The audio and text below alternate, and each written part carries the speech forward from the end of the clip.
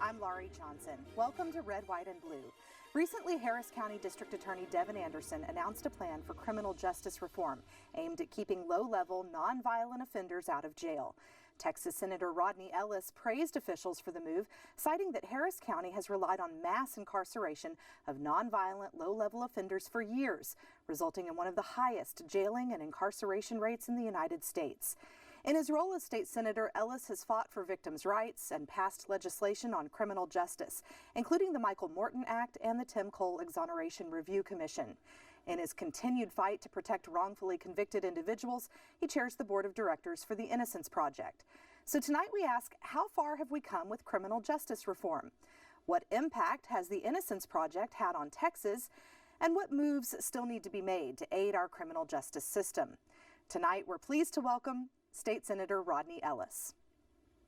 And leading our discussion are hosts David Jones and Gary Polland. How fortunate we are to be ground zero in terms of the incarceration of people in the world, which is Harris County. And now today... And I was just thinking where the water was.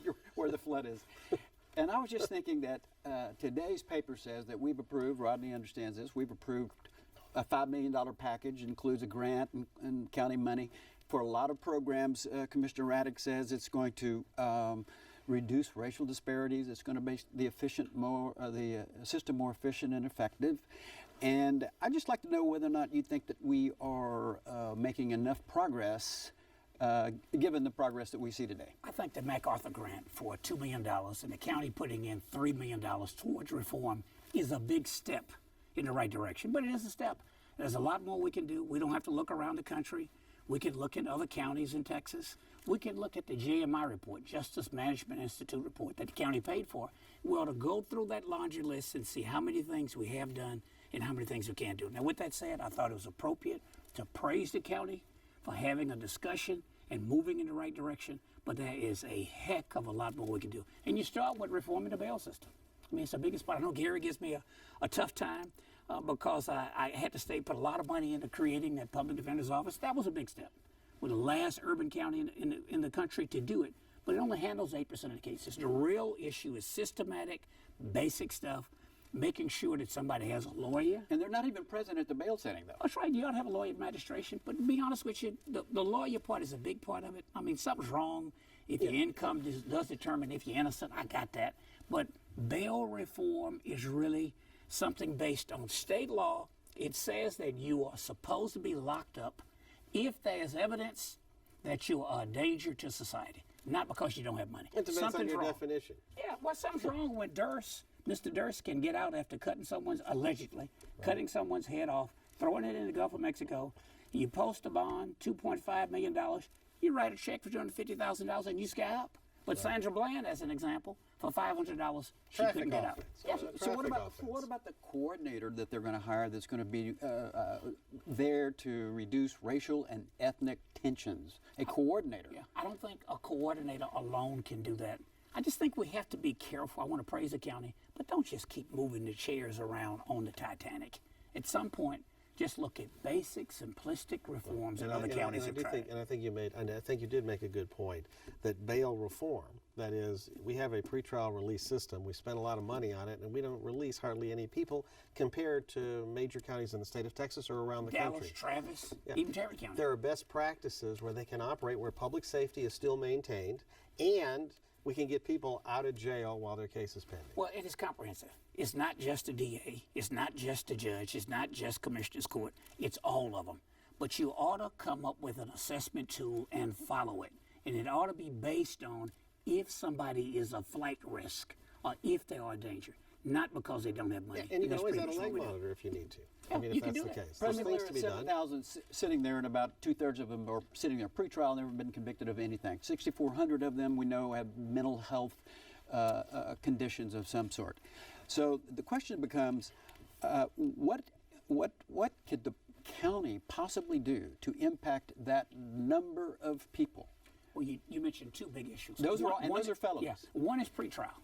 So first of all, if it's a low-level offender and there are drugs involved, a small amount, why don't we do something before they are booked and put in the system? Give them the option. Before they're in the system, let's do an assessment. Let's see if you have a drug problem. Maybe we can get you services. They're going to do some of that for people who've been involved in prostitution, as an example, and it's a good thing. We need to expand that to people who are doing drugs. The role that the county plays is they set the overall policy. What happens now is people lock them up, law enforcement locks them up, sheriff's department locks them up, the judges are really law and order, makes them feel good, tough on crime, and they send a tab to the county commissioners. Well, and you use an example about diversion. In the juvenile system, there's like 8,000 to 10,000 cases a year that are diverted. That is, many diverted before they even have lawyers involved from the defense side. It's based on the standards the judges, probation, and the prosecutor's office set up, program that Devin Anderson is enthusiastic about, and it's been highly successful. That needs to be taken over to the adult side. Same thing can be done. Put it this way, we ought to try to take the politics out of it. I think you mentioned Innocence Project at the beginning. One thing we have done with all these people we gotten out of jail, going up against the awesome power of the state, and this not-for-profit out of New York with affiliates all around the country, get these people out, going up against the state of Texas. It shows that sometimes the government makes mistakes, but the real issue is get the politics out of it. If you're going to keep incarcerating so many people, you're going to have to pay. And there are groups that are going to sue Harris County in the not too distant future if they don't make sure they put the systems in place. Well, let one of us get locked up on a Friday evening, and you can't post bail, and end up dead. Well, and beyond that, when you look about expenditures of money, the sheriff's office, which is supposed to be out in the unincorporated areas protecting us and with patrol and investigating crimes are committed to solve crimes, they spend most of their resources being the head jailer and have running the biggest mental hospital in the state of Texas. And I'm sure that our current sheriff is frustrated with that. I think his preference would be spend a lot more of his resources out there stopping or preventing crime. Look, you know, a lot of them are veterans, by the way. Sometimes a veteran who may have PSTD, who didn't take a pill, and they happen to cuss out the wrong person at the wrong place after serving this country and they end up in the system. I mean, the things we do on the state level that help, that Veterans Court is something I came up with. It helps. It's a step. But we got to take a comprehensive approach. I'm glad they took this grant from the MacArthur Foundation. I'm hoping that local foundations step in. Houston Endowment is talking about it. The Arnold Foundation might, and they tend to be very numbers-oriented, data-driven. You got to show you're really committed to doing something. Show us how you can reduce the jail population if we help you. And look, people on the left and the right, by the way, both sides are converging because we cannot afford to keep incarcerating such large numbers of people in this country if we're not willing to pay for it, and it's going to cost a heck of a lot of money to pay for it. The other thing that the director of mental health from UT said today in the Day's Chronicle in an op-ed, he said that commercial bail system is about two things: profit for the bail industry, and two, increasing pressure on defendants to plead out and get out of the way so that judges and lawyers and district attorneys can have the convenience of an 8-to-5 job. And believe me, that's what it's all about. The whole system is run so we can all go home at 5 o'clock. And that's why they keep those folks in jail. I have found my years in public service, usually when there's a problem that's intractable and it can't be solved, it's because somebody's making money. Now, you mentioned lawyers. They're part of it. You know, not the only part, Gary, but a decent lawyer. You know, let me tell you, a lot of people in jail because their lawyers ought to be in jail instead of them. Having a good lawyer is a part of it. You know, we're going to have the event celebrating the 15th year of the anniversary of the Fair Defense Act in a couple of weeks. I mean, we put standards in. We created that rotation wheel to take a lot of the politics out. But the more systemic reforms, like bail reform, reducing some of the sentencing. You know, the previous district attorney had a pretty good policy. It was very bold to just say, I'm going to stop waiting on other policymakers to make changes. I'm simply not going to prosecute low-level offenders. I'm going to divert them so they get treatment and keep going. Cite and release. Which makes sense in terms of the taking police off the street when you're going to arrest and process a low-level offender. That officer's not available to deal with serious crimes that may be taking place or being on patrol. So it's it did make sense, and I think that it's proactive and leaving actions. The politics out of it. Most counties in Texas do that. But look, the real reality is all of us agree we want more money to have police and deputies on the streets, patrolling our neighborhoods.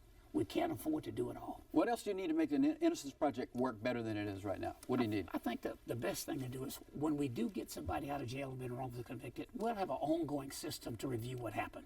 And not just to point an accusative finger, but to see what happened. You know, that discovery bill came out of the Morton Act. I'm not a criminal lawyer, by the way, as you know. You act like one. Well, I've learned. I mean, some of it's just sensible stuff. If you're going to have people who are going into the system, they don't have enough money to hire a good lawyer. At least you ought to have some common sense, transparency, rules of discovery. That's all that Morton Act was about. But on every conviction, instead of waiting for the legislature or not-for-profit to come up with ideas like eyewitness ID, DNA testing, all of this junk science, cleaning up the crime lab, the prosecutor's office, the county commissioners, the state, the police ought to sit down and say, look, we want to make sure people have confidence in what we do and what are best practices around the state and around the country. So what if it's found by a grievance committee that somebody deliberately, intentionally withheld exculpatory evidence for which resulted in somebody going to prison? The worst thing that can happen to them right now is they get disbarred. Why not make it a crime? Why not put them in jail? Because it's very difficult to get the votes. In Michael Morton's case, in Williamson County, right outside Travis County, that was the first prosecutor in the history of America to go to jail for hiding evidence. He got about 2 weeks, which meant, counting good time, he was probably in there about 6 days. And it was a victory to do that. It sent a signal out, but it's very difficult to get around the notion of governmental immunity. It's not something I think is right, but I'm just telling you, I'm pretty good at counting votes. It's very difficult to do that. Yeah. So the other front page story today was that and you're still in the legislature. You're a senator. A minority member, but He's a Democrat in many ways, nominee for the state senate to run in November. Is that true? I am. You're running in November. Good. Unless there's an another important job vote that comes along. Unless there's another then job I he's would put my running name for off in the November. ballot. Yeah. Right. So He'll be running for something. In So you November. you get to contend with the lieutenant governor's proposal. He wants to do the LGBT thing that they're doing in North Carolina. He's copying off of Mississippi and Georgia and the others. Yeah. And I'm just wondering, do you know what biblical reference that he's working on that has him more worried about where people are going to the bathroom than anything else? I think a lot of that is general election maneuvering. I'm hoping that reasonable minds will prevail at the end of the day. And there's so many important issues: the quality of education, transportation, flooding in Texas, not just in Harris County, climate variability for people who cannot say climate change. You know, six years ago, you could drop a match and you'd have burned up a lot of areas that were flooded. I can see you leading the effort to boycott, for businesses to boycott coming to the state of Texas for major events. I don't think that bill's going to pass. It may get out of the Senate, to be honest with you. You mean the LGBT discrimination thing? Discrimination. But I don't think it'll get out of the House. Yeah, but let's be clear what this is, okay? It's not anti-LGBT. The legislation is designed to keep men out of bathrooms, girls' bathrooms, locker rooms, and the like. The campaign, and the issue turned into that. But I'll tell you but this: the issue, if it passes, Gary, kiss that Super Bowl goodbye. Yeah, well, whatever. Because I suspect it won't be coming here. Target has already said we're not working with Target, him. Target's now got its The own bill boycott. will not become law. All right. I'm even convinced that if it got out of the legislature, I don't think Governor Abbott would sign it. I think might be wrong. I think he'd you're sign it. wrong because it's the men who take advantage of the law. They're not LGBT. Well, they go in the bathroom for the purposes of doing things they should. That is the problem. Yeah. There's no way. And the problem, Senator, is when you have a bill like Parker was pushing, that is the door you open. Well, and that's the problem. Right now, I go to a bathroom at our age on a regular basis. I haven't seen any places where there's been a problem. In Houston or in Texas, where he goes in a bathroom. look, and I was still a crime to go in there and do anything peculiar. after it's done. Right. But that's after it's done. That's the problem. The other thing, moving right along. The other thing that they want to do is they want to address, and the lieutenant governor has badmouthed the college administrators for increasing tuition. It's $8,000 per person. It used to be $3,000 back in 2003. Yes. What's his plan for getting us back to where the state is participating more than what? But tuition deregulation, in my judgment, was one of the worst decisions in the history of the state of Texas. But back up and tell people what happened. This was the deal. Basically, what the universities, major universities, were told by the legislature. I don't know if you were part of that deal. If you agree to let us reduce your money from the state, we'll let decontrol tuition, and that's a deal they took. No, it was not the deal. In fact, what's interesting is it was not a standalone bill. This was a House bill that came over to the Senate. Language was added to it to deregulate tuition. Part of the deal was 25% of the money would go in scholarships right. to low-income students to get enough votes to pass it. Now, I voted no anyway. But since it was an amendment, they didn't have to get a two-thirds vote in the Senate. They simply had to get a majority vote. And now my colleagues, my friends in the Grand Old Party are behind the 8 ball because it was their bill, They were in total control of the legislature, the House, the Senate, and all statewide offices. That's their legacy. And now what has happened is universities have lost funding from the state. Tuition has gone through the roof, and everybody's angry. Right, and the money continues to decline as a percentage of what's been paid by the state to these universities. You know what I found? So so they believe, rightfully or wrongfully, I don't know, I haven't seen their books. Yeah. They need more money from somewhere, so it goes with tuition. Based on my experience, back when I worked for Bill Hobby, you two were around the Capitol during that era. The best way to come up with additional revenue is if you have the business community and higher ed advocating. You got to put more money in the pie, whether that means increasing taxes or if it means getting rid of loopholes. But if you go to a system where the universities are put on the outside and you have nobody but the public schools, secondary schools, and people who want access to health care asking for more money, you'll never get rid of a loophole. So I thought it was a big mistake when the legislature did it. Every session, I have forced to vote on having the legislature step back in and regulate tuition. Do you think, Senator, for the era we live in Texas now, which is not the 19th century, and you probably agree with me, our tax system was devised in the 19th century, we still have it. Should we go to a consumption tax on everything? No exemptions, no deductions, with rebates for food and the like? I think whatever kind of tax we have, it ought to not be riddled with loopholes. So people who are fortunate enough to be able to hire a lobbyist can go get our ag exemption from the property tax. Our system now is rigged. Yeah, winners and losers. And regardless of what it is, I think people ought to pay on the basis of their ability to pay. I think that if you have to take money from people, as disdainful as it is, whether you're reading the Torah, the Quran, or the Bible, generally there's some reference to based on one's ability to pay. Yeah, well, that's consumping. The more money you have, Rodney, successful, the more you get to pay. Very strange thing happened the other day when it was rumored that you were going to be, or maybe known that you were going to be running for county commissioner. And the next thing we know, you're on the front page of the Houston Chronicle.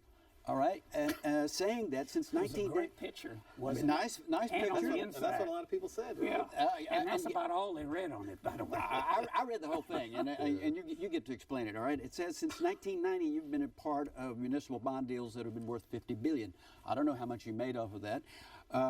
You are involved in city, county, HISD, DART, Metro, 26 local governments, getting a part of a deal everywhere. How do you separate yourself, assuming that you know that being a county commissioner might put you in a very delicate position ethically? How would you handle that? If I become a county commissioner, as you noticed in the story, I'm going to divest myself of any involvement in municipal finance. But look, whatever anyone in the legislature does to make a living on that wonderful and very powerful $600 a month job you have to work. You can't live on that? So if you are going to represent insurance companies, if some insurance company is stupid enough to give you a contract because they want to exchange you for a vote, at some point you're going to go to jail and they're going to go to jail. Did somebody push that in order to knock you off your game? Well, I'm running.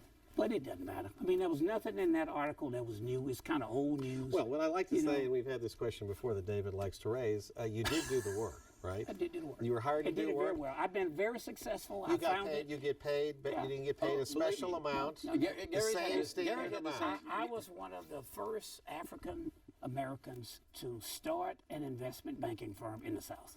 And I was very successful at it, and very successful in my public policy career as well, with no conflicts. It was interesting. I enjoyed the article, and there was nothing there where I ever violated it. All right, so it was fair. It was fair. All right, yes. Okay. No, it wasn't fair. All right, so I want to go, but let's talk. running. But let's talk about that. You're a member of the state Senate, one of 31. And you need 19 votes to get anything done, which is 65%. If you go on the commissioners, the way the commissioners court works in Harris County, you really need everyone to agree to get anything done. So that means you need 100% of the vote. So that could be a more difficult challenge in getting things done. It's a good question. It really is easier. You really, of course, need 3 votes to get something done. I'm not running for, with all due respect, Dallas County Commissioner, Travis County Commissioner. It's Harris County Commissioner. Olga Solis, former member of Obama's cabinet, is now a L.A. supervisor. Congresswoman Janice Hahn is leaving Congress to run for L.A. supervisor. Only 2 counties give county commissioners as much of an opportunity to impact the quality of life of people. Harris County and Los Angeles County. Essentially have 4 county commissioners who are making decisions for a population slightly larger than the city of Houston. That now more people living in the county than living in the city. It is tremendous power, a tremendous opportunity to impact public policy and the quality of life. Here's why people. Which is why I'm interested. Here's why people don't want you there. All right, because you are a high-flying, high energy guy who doesn't mind making headlines, and deservedly so, and taking on projects that encourages people to write about you. Well, and you're going to be dealing with 4 people who would just as soon never be known. All right? And so the word coming out of Commissioner's Court is they want a uniter, not a divider. Well, I'm convinced that if you look at the 675 bills I passed in the reddest of the reddest states, the most conservative of state senates in America, I passed major bills.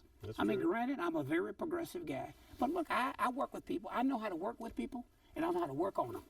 It is whichever side works best. The reason I've been successful, we started a show in the criminal justice space, is when you've gotten close to 300 people out of jail who were wrongfully convicted. You know, sometimes regardless of how much darkness there may be, if you put enough light on a problem, people tend to come around.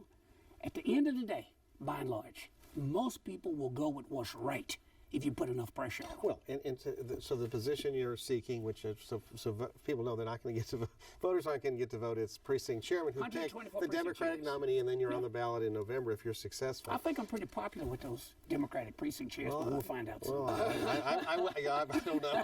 I don't know. I think those Democratic precinct chairs want to pick the county commissioners I will let say the this. Republicans pick. You might ask Garrett if you can see his call list. I could send. I'm not too popular with the Republicans. Where's his call I list? admit that. I tell you what, I could help you. I could send. I could do a newsletter from Texas Conservative Union endorsing you, and that would be the You kiss of could death. probably endorse whoever the Conservative Union likes best in the race, whoever that may be, and that's the best thing you can do for me. But talking about city county, a lot of the county commissioners have areas also in the city, and the city has needs. Does the city's needs of the citizens who live in the city's needs, do they get neglected by the county because there's a city? By the way, in Precinct 1, 75% of the people live in the city of Houston. And I'm willing to bet a good 90% of the money comes from people in the city limits. All around the country, it's very common to do city-county partnerships. And that's been going on here, not nearly enough. And more of it ought to go on.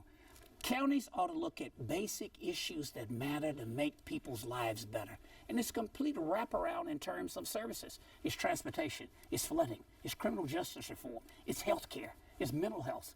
You know, it's looking at issues like before you give somebody a tax break, how about increasing the minimum wage when you give a tax break? They do that in Travis County.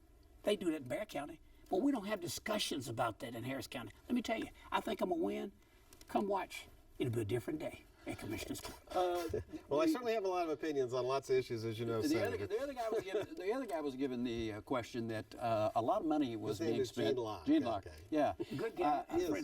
Good guy. And I didn't hear you say what percentage of your budget is actually going to be spent in Precinct 1, City of Houston, rather than other I places. think the goal ought to be to spend as much of it in the city limits of Houston as possible. Now, there are broad overarching issues, by the way, unfortunately, like the jail and flooding. You know, some people say that the Harris County detention ponds in the city of Houston. That's a separate issue, but we ought to look at why is it that Harris County detention pond policy is weaker than Fort Bend County, as an example. And Fort Bend's supposed to have a better policy, by the way. Oh, yeah, and it has not discouraged development. No. But look, I'm just saying that on the county level, in terms of how much money you spend, mental health, by the way, is an issue that goes across all of the districts. I think there's been far too little of an emphasis on urban issues in Harris County, period. So Gene not Locke just in says- Precinct 1, but in all Gene of Locke them. says he's following El Franco Lee's legacy. He's improving on El Franco Lee's legacy. Do you have any problem with that? I think regardless of who gets the seat, whether it's me, Larkins, Councilmember Davis, Councilmember Green, Gene, you know, Franco did a heck of a job. He was there for 30 years, a tremendous legacy. Quiet. I'd like to think. Quiet, too, though. He was quietly effective. Very quietly, he could do it. Let me tell you, none of us El Franco Lee. Anybody trying to stand on the commissioner's grave, that's just not going to work. He had 30 years of building those chits. Look, when I went to the Senate, I had Barbara Jordan's seat, Craig Washington's seat. You know, I think I did a good job of building on their legacy and respecting it, but I carved my own path. And when I went on city council, it was Anthony Hall's seat. No one can be someone else. You have to take that legacy, respect it, and build on it, and carve your own. So and you I get think along- that's what the public wants. You get along, 10 seconds. You get along with Sylvester Turner as mayor? Very well. We served in the legislature together And for 26 All years. right. That's it. Thank you so much, you. Senator Ellis. What a Lori, way to end it. fascinating. Don't forget, every week following Red, White, and Blue, you can continue the conversation online with Houston Public Media's digital series, Political Perspectives, featuring Jay Iyer and Brandon Rottinghouse. Starting at 8 p.m., log on to houstonpublicmedia.org/perspectives. And remember, you can catch Red, White, and Blue every Friday at 7:30 p.m. here on TV8, and again Saturdays at 6:30 p.m. We also invite you to visit us online and send us your comments. We want to hear what you have to say about the issues that affect Houston. You can submit your comments at houstonpublicmedia.org or on Facebook. And don't forget to like us. Thanks so much for watching. Good night.